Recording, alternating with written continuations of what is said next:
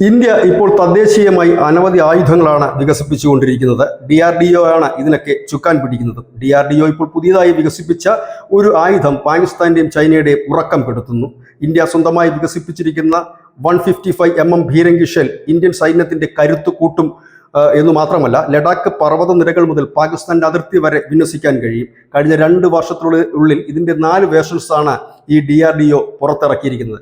ഈ പാകിസ്ഥാനും ചൈനയുടെയും ഉറക്കം കെടുത്തുന്ന മറ്റൊന്നുമല്ല, ഇന്ത്യ ഇതുവരെ ഈ ഭീരങ്കി ഷെല്ലുകളും മറ്റും വാങ്ങിയിരുന്നത് റഷ്യയുടെ പക്കൽ നിന്നും ഇസ്രായേലിന്റെ പക്കൽ നിന്നുമായിരുന്നു.